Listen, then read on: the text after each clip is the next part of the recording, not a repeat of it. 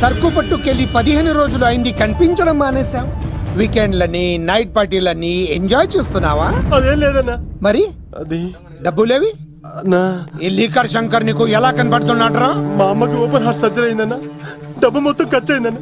2 రోజులు టైం అన్నా. బాబ్జీ, మనం చేసే వ్యాపారం ఆరోగ్యం పాడు చేసేదే కానీ బాగు చేసేది కాదరా. 2 రోజులు టైం ఇవ్వన్నా, డబ్బు మొత్తం కట్టేస్తాను ప్లీజ్ అన్నా. వీటిని తీసుకెళ్లి హాస్పిటల్ దగ్గర జాగ్రత్తగా దించే. తీసుకోబోరా. థ్యాంక్స్ అన్నా. రే, వాడిని తీసుకెళ్లి వాడి పిల్లని తీసుకొచ్చి ఇక్కడ పెట్టు. అప్పుడు వాడికి డబ్బులు ఇవ్వాలన్న సంగతి బాగా గుర్తుంటుంది. బాబ్జీ 2 రోజులు కాదు, 2 నెలలైనా టైం తీసుకో. అన్నా జనాలకేమో మన కంపెనీ చీప్ లిక్కర్ తాపుతావు, నువ్వు మాత్రం ఫారెన్ సరుకు తాగుతున్నావేమన్నా? అది వ్యాపారం, ఇది ఆరోగ్యం. ఏంటి లాయర్, మన కేసులో ఎంతవరకు వచ్చాయి? అన్నా నీకు విషయం చెప్పాలన్నా. అంటే ఈ ఆగస్టు 15న చల్లపల్లి జైలు లేరు అన్నేమన్నా జెండేరా అన్నా, నేను చెప్పేది కాస్త సీరియస్ గా వినన్నా. సరిపోతుందా? ప్రభుత్వం ఆ రోజు రాష్ట్ర వ్యాప్తంగా 162 మంది ఖైదీలను విడుదల చేస్తుంది. అయితే ఆ లిస్ట్ లో చల్లపల్లి జైలు నుండి దుర్గాదాస్ పేరు కూడా ఉంది. యావజ్జీవ శిక్ష పడింది కదా, ఎలా బయటికి వస్తున్నాడు? సత్ప్రవర్తనతో రావటానికి వీల్లేదు, ఇంకో కేసు వాడి మీద పెట్టు. అరే రాలేదు రాని అన్న అని జైలు బయటనే కూర్చోసా.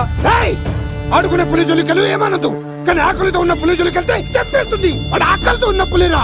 అలాంటి ఆకలితో ఉన్న పులికి జింకను బోన్లో పెట్టి ఎరవేస్తే అవునన్నా, ఈ ప్రపంచంలో పగన ఆపేది ఒక్క ప్రేమే. ప్రేమ? నీ మీద వాడుకున్న పగ చల్లారాలంటే వాడి మనసులో ఉన్న ప్రేమను పట్టుకో, అప్పుడే నీ ప్రాణాలు పోకుండా ఉంటాయి. ప్రేమ?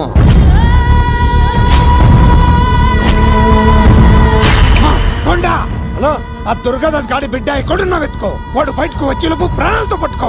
ఒకసారి వాడి చేతుల్లో చావుని దగ్గరగా చూసి వచ్చానురా, ఈసారి వస్తే వాడు చంపేస్తాడు. వెళ్ళి పట్టుకో. ఎవరా?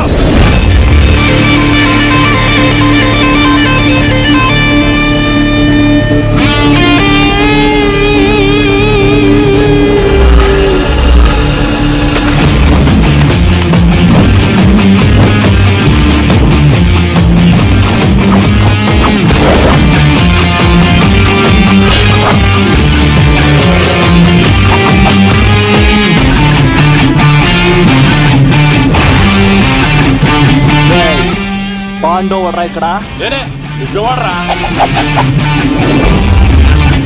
చిందేయాలంటే చిరంజీవి, డైలాగ్ చెప్పాలంటే ఎన్టీఆర్, ఫైట్ చేయాలంటే ప్రభాస్, తుమ్ము లేపాలంటే కత్తిసీను. ఒరే దూరదర్శన్, విత్ వెపన్స్ తో వచ్చా, ఓడేసుకున్నా రండ్రా. అబ్బో కొంచెం తేడా కానీ మనం ఇక్కడ ఉంటే ఏం చెప్ప.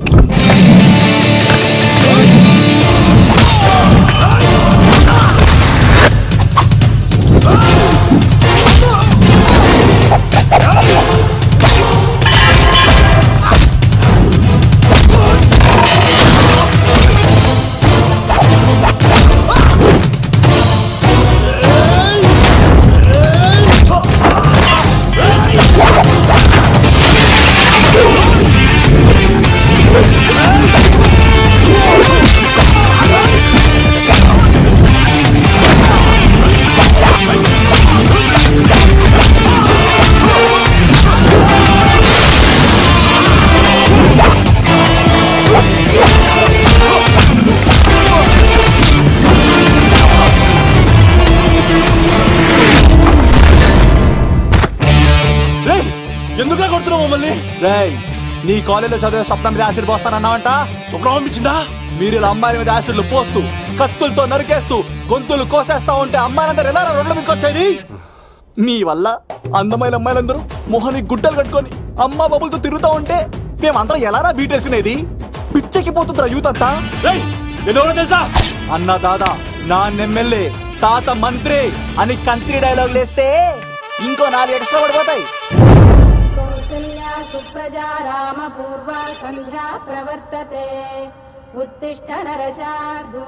స్వామి, నాకు డబ్బు, చీరలు, నగలు, మేడలు, మిద్దెలు ఇవేమీ వద్దు స్వామి. నాకు మా ఆయనకి మధ్యలో మా తమ్ముడు పొగ పెట్టేస్తున్నాడు. పెంట మీద అన్ని తీసుకొచ్చి ఇంటి మీద వేస్తున్నాడు స్వామి. వాణ్ణి ఎలాగైనా సరే మా కొంపలోంచి బయటికి పంపించే శ్రీనివాస. అలా చేస్తే నీ 7 కొండలు 7 సార్లు నడిచొస్తాను శ్రీనివాస.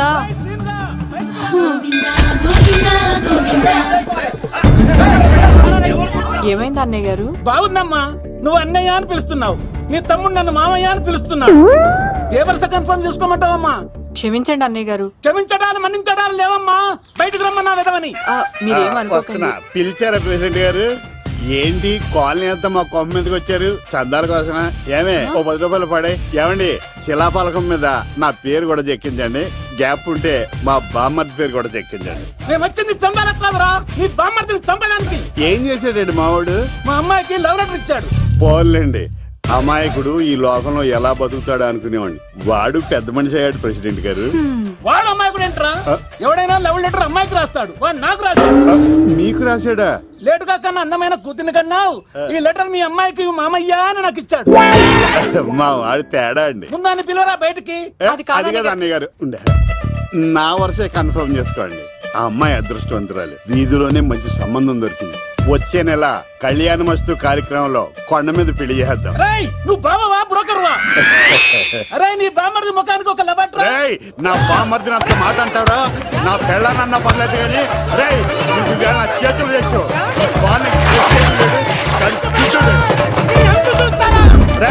తెలిసిన కుర్రాడు మోటార్ బైక్ మీద లిఫ్ట్ ఇస్తానంటే మీ కూతురు ఎక్కించరా? ఆటోడికి డబ్బులు ఇచ్చి మరీ ఎక్కిస్తారు. ఎలాగిచ్చాను అటాక్? చిచ్చి సిగ్గులేని జన్మ. నీ జన్మ గురించి నువ్వెందుకే తిట్టుకుంటా? చిచ్చి నడి రోడ్డు మీద పరువు తీసేస్తాడు. తల్లి లేని పిల్లోడు కదా అని పెంచితే ఇంత క్షోభ పెడతాడా? తండ్రి అలా తయారయ్యాడు, వీడు ఇలా తయారయ్యాడు, మీరు ఇలా తయారయ్యారు. ఇదిగో ఇప్పుడే చెప్తున్నాను, ఈ రోజు నుంచి వాడి ఇంట్లో ఉండడానికి వీల్లేదు. నీ నిర్ణయం ఇదే అయితే నేను నా బామ్మర్ది పుట్టింటికి వెళ్ళిపోతాను. ఆగండి, మీరు ఎక్కడికి వెళ్తున్నారు? పదండి ఇంట్లోకి. మరి నా బామ్మర్ది? ఇద్దరు కలిసి తగలడండి. బావా ఆ కూరలేదు కదా, బీరేసేద్దంతా. వెయ్యను. ఎందుకు అక్కేమని తిట్టిందా? నువ్వే చూడు.